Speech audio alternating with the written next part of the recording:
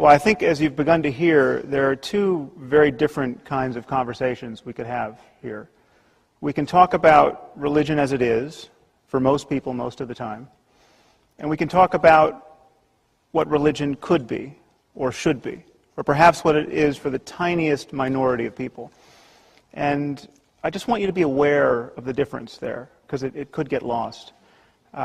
It's true that some people define God as pure consciousness, or as being synonymous with the laws of nature.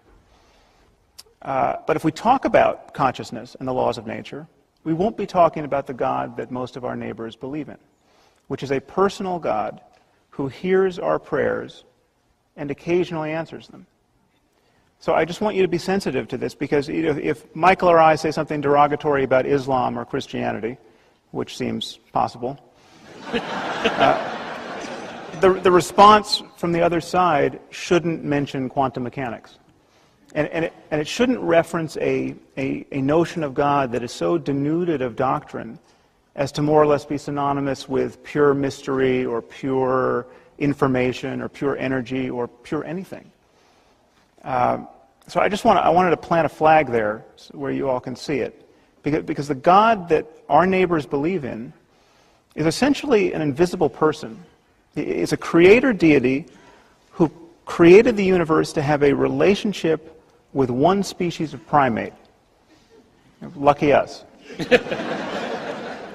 and he's got galaxy upon galaxy to attend to, but he's especially concerned with what we do, and he's especially concerned with what we do while naked.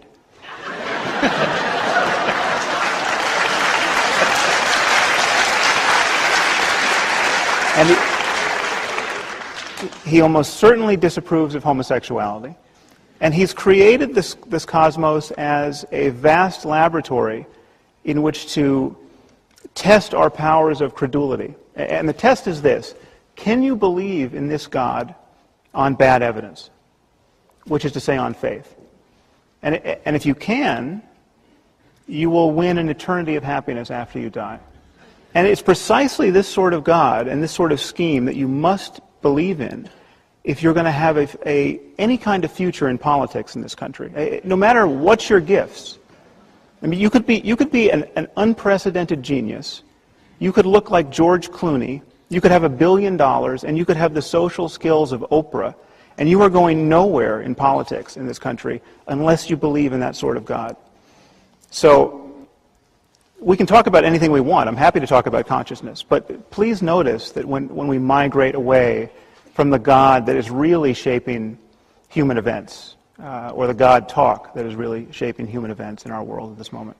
What he means by non-local is that everything in the universe is interconnected, and it just is not true. It just isn't.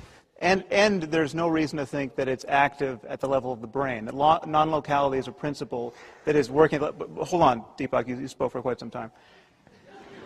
The deeper point to make here, and what is... But I want to address that brain thing that you just said. Okay, finish. You might not have to, because the deeper point here, and this is where the whole style and content of what you're saying is so deeply unscientific, is that there's not a physicist sitting on this stage right now.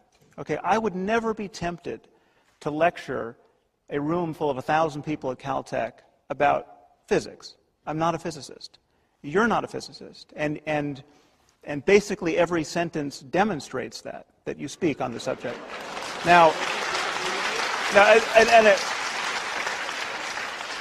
Please don't take this as ad hominem. I mean, I'm talking about specifically what you said.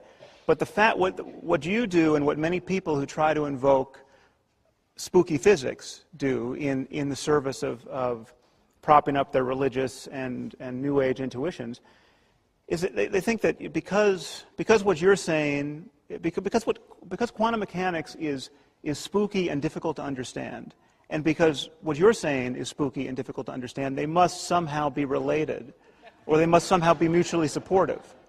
And that's just fundamentally not true. They are arrived at by completely different methodologies and ways of thinking and criteria of discursive evidence. What a mystic, I've studied with great mystics. I've met great meditation masters who've spent 20 years in caves perfecting the kinds of techniques of meditation that you would adopt or recommend. They don't know a damn thing about physics.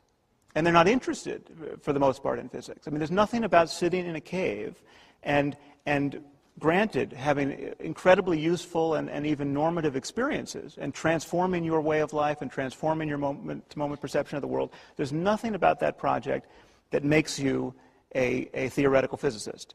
And so these are completely different language games. They're completely, and you have just merged them together in a very unprincipled way. And you're getting well, no, I take resentment at your questioning my scientific credentials. In fact, if anyone on this stage is more scientifically credentialed, it's me. I took physics, chemistry, biology. I'm an MD. I'm a neuroendocrinologist. And I want to object to your saying that brain does not obey. I just want to quote from Einstein. Science without religion is lame. Religion without science is blind. And you put up as a meaningless, non-local God. No, I just said this is also the God that gives us inspiration, insight, creativity, free will, conscious choice making, imagination. Are your neurons doing that, or are you doing that? As just a point of process here, well, could you then you're a zombie. Dial it down just a little bit? First of all, I invite everyone to look up that Einstein quote in Ideas and Opinions, read it in context. It'll be absolutely obvious. It can't be pressed into the service that you just witnessed. Einstein complained about this treatment of his metaphorical use of the word God and the few things he said about religion. And you can look that up in Richard Dawkins' book. This is a game. And it's a game that is designed for export to people who don't know much science and don't know how science is done. And you missed the point of, I mean, I wasn't criticizing your scientific credentials. You're an endocrinologist. You're an MD. You're not a theoretical physicist. I mean, the way science is done is I invite theoretical physicists in this audience to actually address these questions. Okay, so a theoretical physicist will be comfortable talking with real confidence in a very narrow band of his expertise, and he will be exquisitely sensitive to the fact that when he's in a room like this, or she, sorry. I'll just proceed with he just for simplicity's sake here. He will be exquisitely sensitive to the fact that whenever he opens his mouth in a room like this, he is guaranteed to be speaking in front of half a dozen people who know more on any given issue than he does. The great irony of the popular conception of science as arrogant is that when you go to a scientific meeting, you don't see arrogance. I mean, you're about as likely to see real arrogance as you're likely to see nudity at a scientific conference. I mean, this is people are constantly offering caveats and hedges toward what they say. Every statement is couched in, I'm sure there's someone in the room who knows more about this than me, but because everyone is desperate to avoid public embarrassment. Now, this seems to be something you're not doing. Describe Gene as the expanding circle of sentiments to include women is a result of the Enlightenment experiment that let's try that. Let's see if that produces greater prosperity and wealth and happiness and joy for more people in more places, and it worked. And that's a rational, reasonable approach. One thing I'd like to add to that is I think it's ironic to score women's rights for your side of the ledger here in this conversation, because there's been no greater obstacle to empowering women in human history than religion. Certainly the three monotheists. I mean, when you...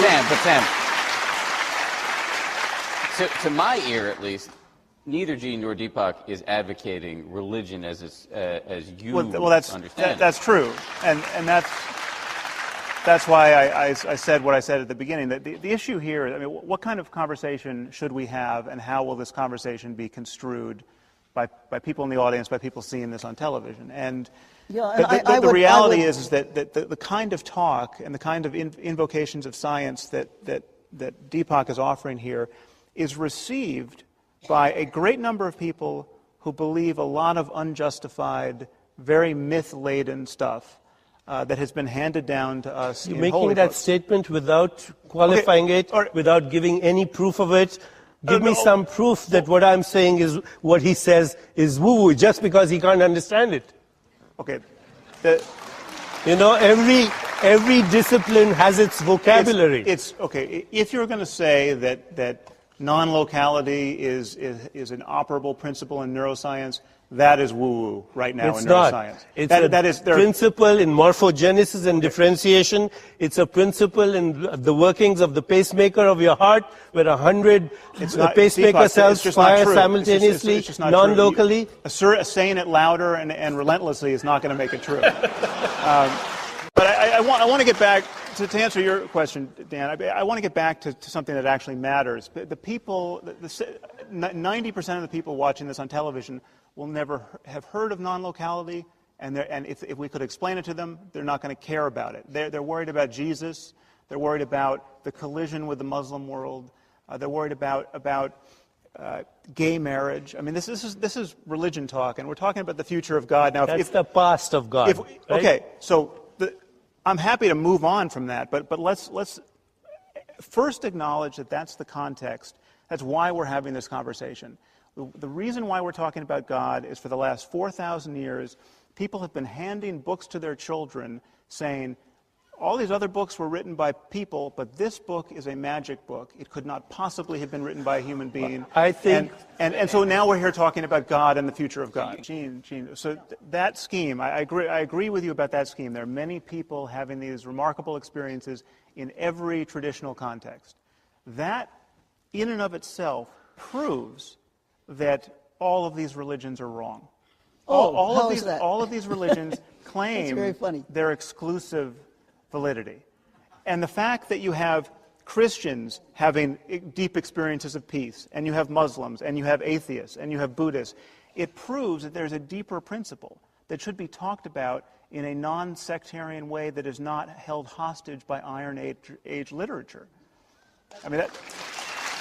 Okay, No, that's a very important point. We need a scientific discourse on the possibilities of human well-being. Sure. And you can get as esoteric as you want there. You can talk about self-transcendence. You can talk about the ego being an illusion. You can ask, what is the relationship between consciousness and the rest of the physical world? And the truth is, when you get out to some of those fringe areas, you are getting to an area of real scientific ignorance.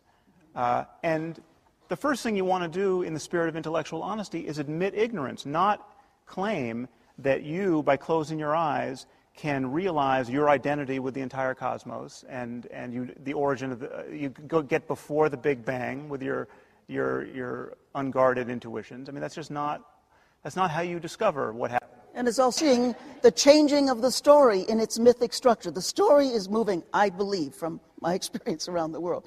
I think it's moving to men and women together as part of the heroic journey. I think it's moving to people in many, many different cultures, and it is about the saving, if you will, of this beautiful planet in this, its most critical moment in human history. And that's the new story. Gene,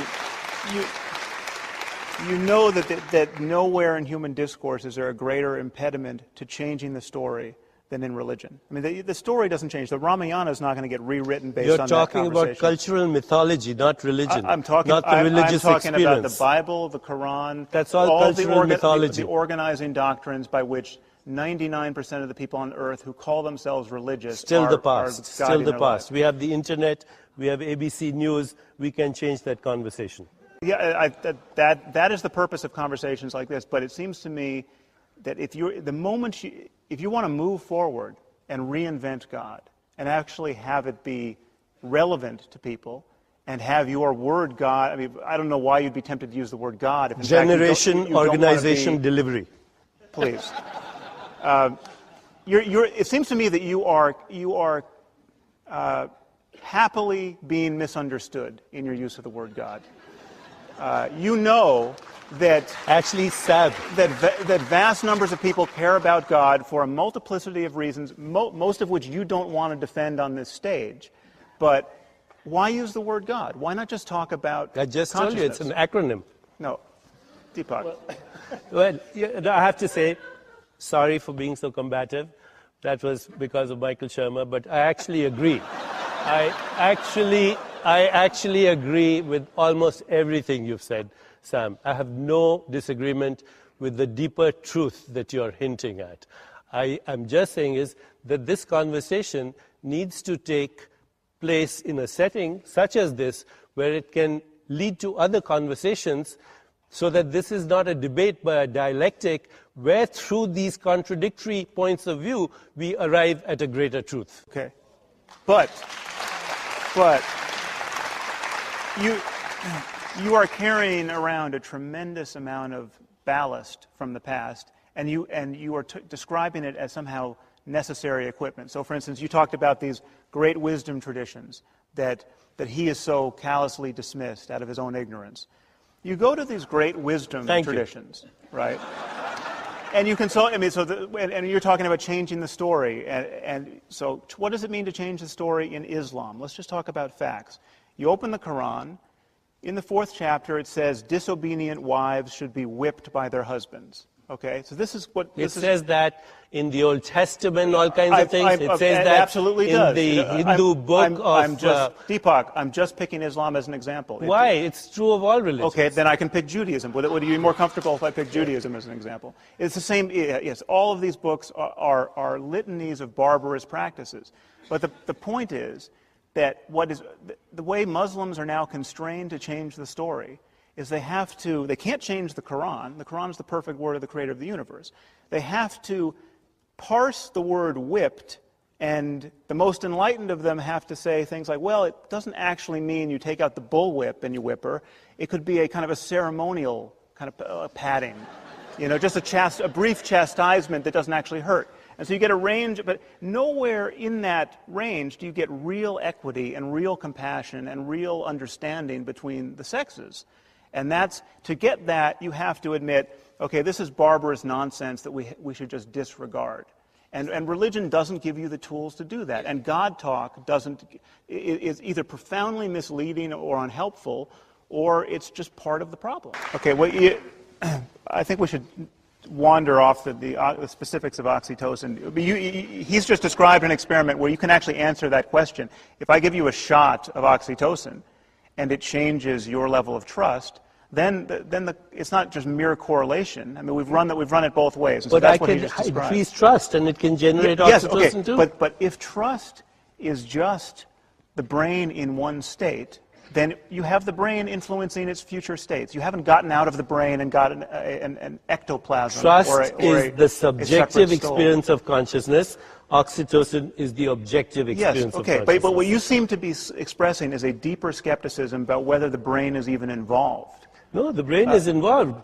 No, your consciousness likes brains to express itself. Okay, but do you believe, for instance, do you believe that do we have souls, or that our mind is somehow independent of the brain, that it'll lift off the brain at death and go elsewhere? Is that I believe there's a transcendent core consciousness that is comprised of meanings, context, relationships, archetypal ideas that recycles itself, just like everything else recycles itself. So it's in no sense a product of the brain. It's no sense a product of the brain, and our whole endeavor in spiritual discipline is to actually go beyond that personal consciousness, that ego consciousness, so we can identify with that transcendent reality, which is the source of space, time, energy, and everything else that exists. Okay, well, let me just say a few things. But I think the question is, are we encapsulated bags of skin dragging around a very little ego?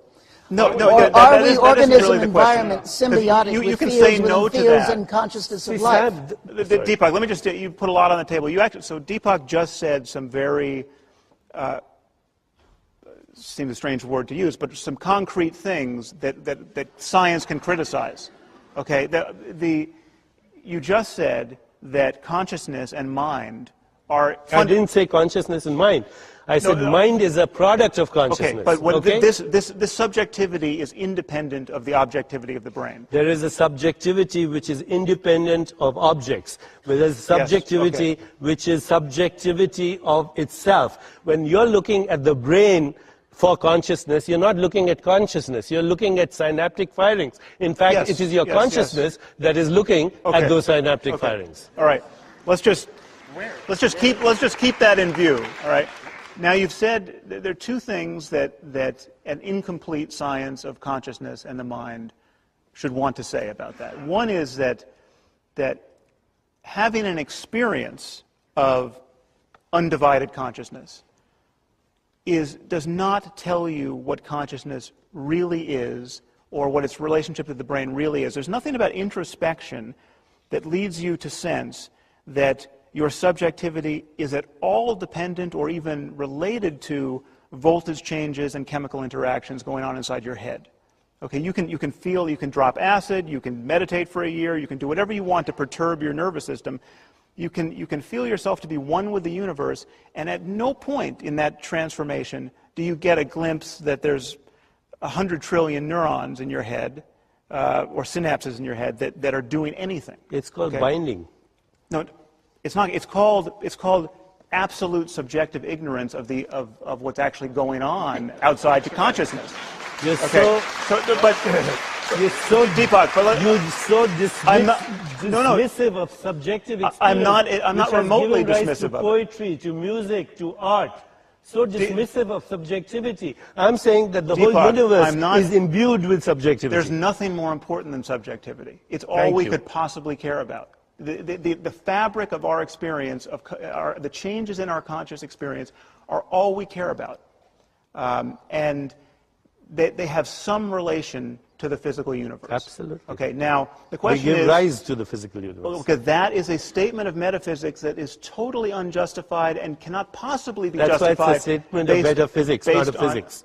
No, metaphysical statements also have to be justified, as it turns out. Ethics and love and compassion and empathy are all, and you tell me if I'm wrong here, evidence that can be marshaled in support of an argument for divine. It is impossible, and Roger Penrose and John Searle would substantiate this. It is impossible for a physical system, no matter how complex it is, to process meaning, to process creativity, to process purpose, to process even, you can map that out, you can show the molecules there, but it is impossible for a physical system to feel those qualities. Okay, that's simply not true. It's what is true to say is that we don't understand how that is being accomplished, and we don't. And even I'll give you even more than that. We don't understand what the relationship between consciousness and matter is. Now, for instance, if electrons I'll were grant you conscious, that, by the way, what you just corrected me on. So but it's not. There's no reason. It gets you nothing to say it's impossible in science. Well, I'm just saying that, very prominent researchers like John Searle and Roger Penrose have made those explicit statements. Okay, but they're in a much larger conversation. They have more detractors than could fit in this hall. These are areas of genuine scientific uncertainty. But what is obvious is that the way to clarify this domain is not to pretend to know things you don't know. Well, I'm sorry. And you're saying. Again, I want to bring Gene in. Yeah, I just want to say I'm sorry if I gave the impression that I don't know, that I pretend to know things that I don't know. I'm just offering a possible hypothesis. That's why we're calling it the future of God. And I stand corrected. Okay, so when you say, I'd like to talk about this. If I could just tie him down to this one statement, though, because this seems like new information. If you're saying that when you say we are on a continuum, the consciousness that I experience in myself is the creator of the universe, which you said about 5 minutes ago. You see, creator is a very anthropomorphic. Okay, I just want, however you said it, is that a hypothesis? Or because you said it as just a blanket assertion, this is a fact. I think that I'm ignorant of. See, there are three ways of knowing. One is through empirical observation, what we call the eyes of the flesh. Then there's a deeper knowing, comes from the eyes of the mind. If I want to understand the theorem of Pythagoras, it's activity of the mind. Why does mathematics, for example, describe so precisely the activity of nature? It's one of the most astounding puzzles of the universe. And then there is a deeper knowing, which is the eyes of the soul. What's his name? William Blake said, we are led to believe a lie when we see with and not through the eye that was born in a night to perish in a night while the soul slept in beams of light. So what I'm saying is, but that's we why need William Blake is not a great synthesis scientist. of knowing. Belief has a brain chemistry to it. There's no question about Right, but you would argue that it's not just that. I have never defended belief. I started out by saying that belief is a cover-up for insecurity. Forget about belief. Just human experience is everything is contained in what you mean by just. Okay, does just mean you're taking all of the meaning out of life and just deflating us to a puddle of randomly aggregated proteins that have nothing of what interests a human being through the course of his or her life. And many people assume that a completed scientific understanding of ourselves would somehow amount to that we're just atoms in some temporary arrangement, and and everything that we love out of life, including love, it can't be captured by that. And that's just not what science is. Would you agree, and I think you're almost saying it, that nothing but, say something nothing but, is never true. It's always both and plus much, much more.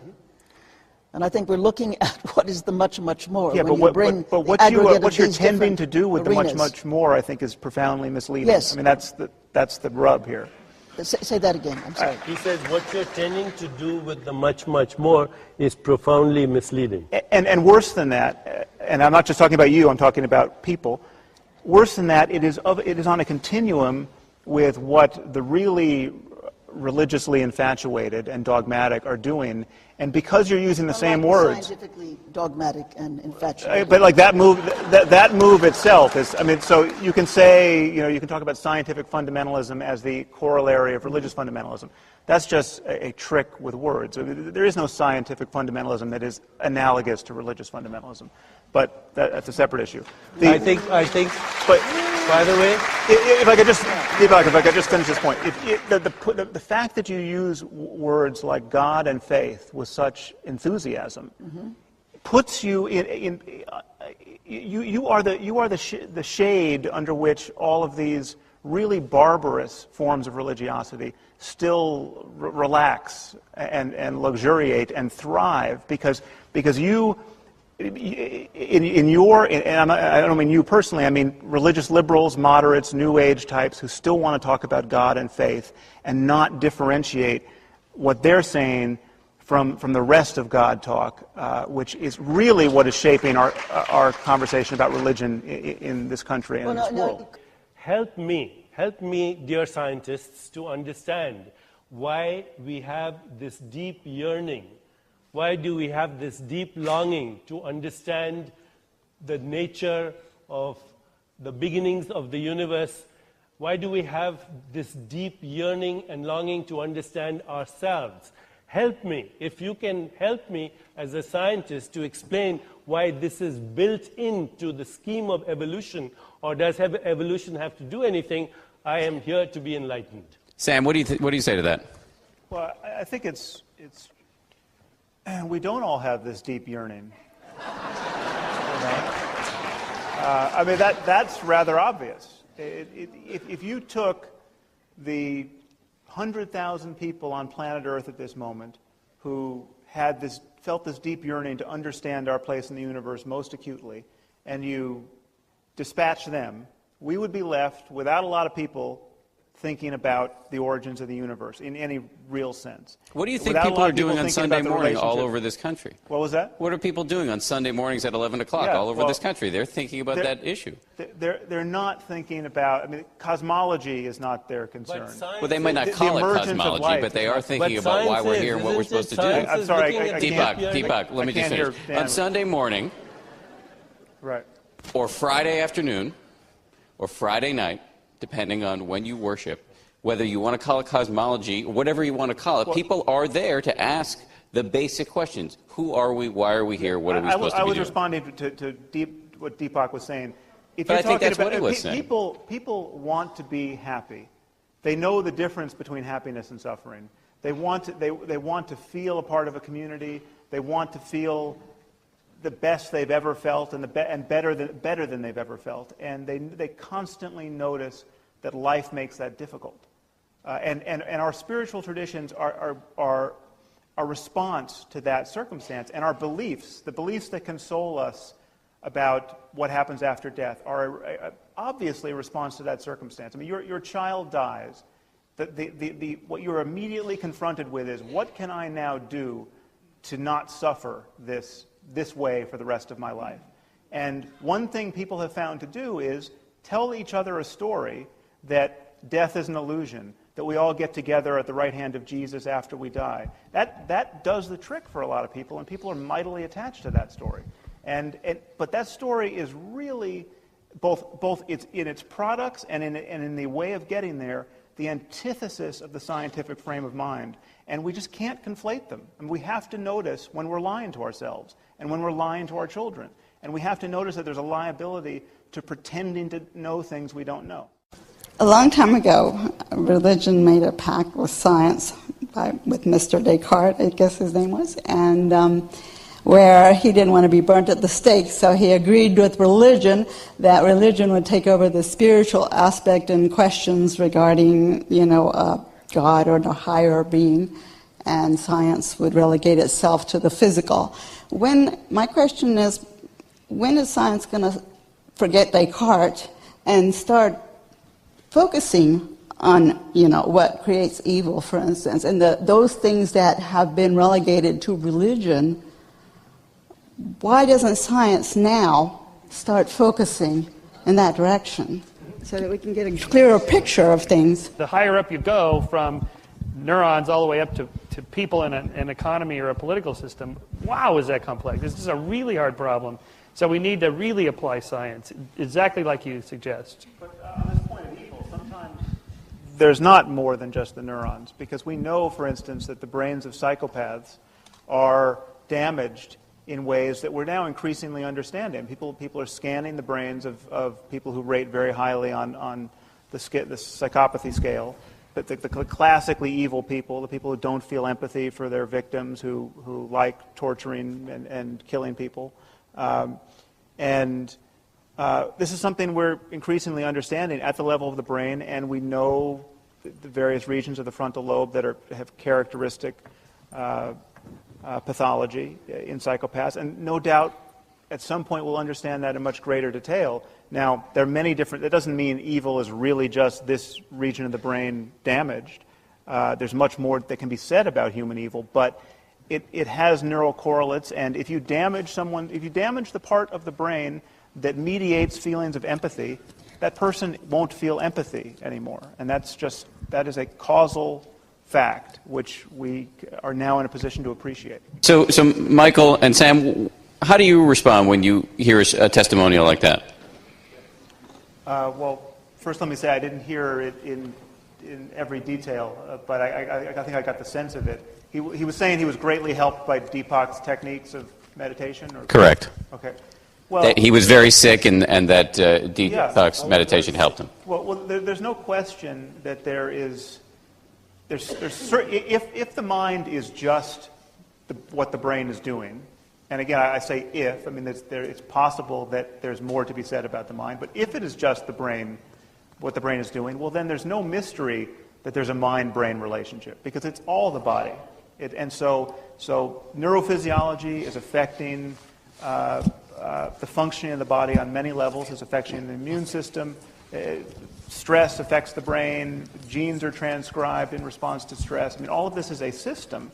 And some people want to argue that the system is not enough to account for human experience, but the science is very much unwritten and open-ended on that subject, and we simply don't know all the details.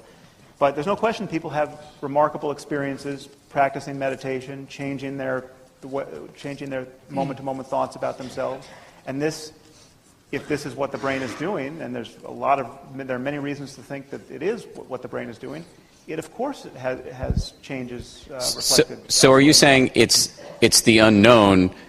But it's not necessarily the divine. None of that diminishes. I mean, for instance, the placebo effect. We know the placebo effect for many conditions is really robust. I mean, you can give someone a pill that is just has absolutely no medical potential in it at all, and they will feel much better.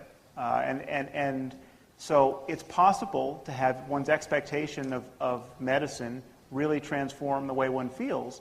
And changing biology. Okay, so yeah, that's a potential of the human mind, and it is a potential of the human brain, and we need to understand that. But none of that requires that we pretend to know things we don't know. Again, this is it's a play on words. Whenever you're talking about scientific fundamentalism or diabolical science, we have a problem with technology. Much of our technology can be extremely destructive, and in the wrong hands, and rather often those hands are religious hands.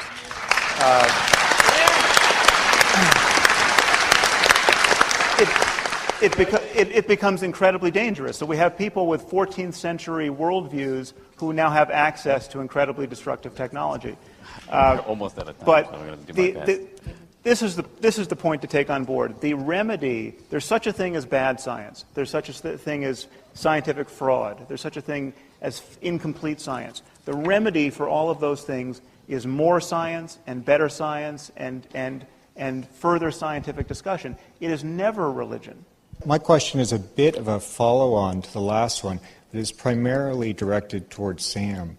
Sam, from the perspective of a neuroscientist and knowing what we know today about the hardwiring as well as the other structures in the brain, the neurochemistry, as to our inherent bias toward wanting a causal explanation for what we see and experience around us, whether God actually exists or not in any of the organized or unorganized discussions that we've had with God, don't you feel that a belief in God is, from a neurochemical or structural basis, inevitable?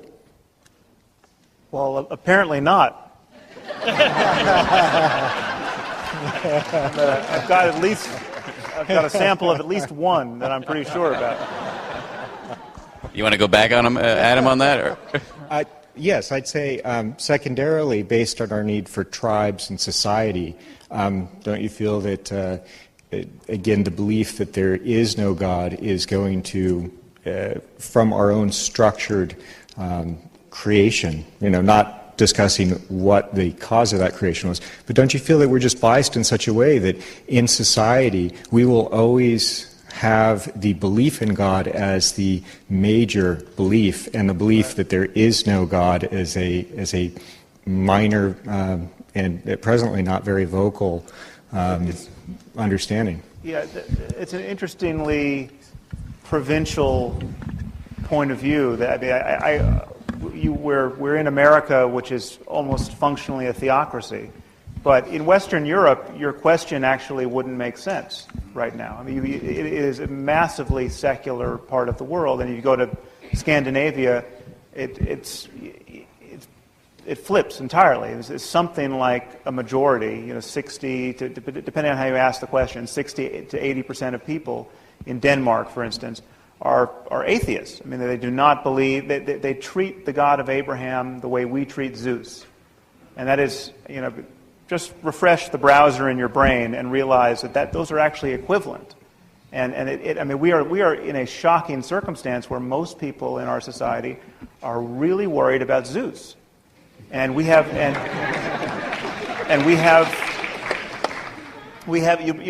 pick up the New York Times tomorrow, and I guarantee you that the international section of the paper will more or less read like, what are the crazy Muslims doing today? And if you realize that what they're doing is on the basis of a belief that is just like a belief in the gods of Mount Olympus. I mean, imagine if you drawing cartoons of Hercules could get you killed. Actually, I think I want to treat the question that was asked by the woman who asked about near-death experience and the use of the word light in the Old Testament. Because it seems to me really to come back to the books in terms of general relevance to world events. We are really prisoners of literature right now. We are constrained to talk either explicitly about these books or in some vague conformity to these books. And These books were written by people every person in this room has more access to information and scientific knowledge and just what is now basic common sense than the authors of the Bible and the Quran.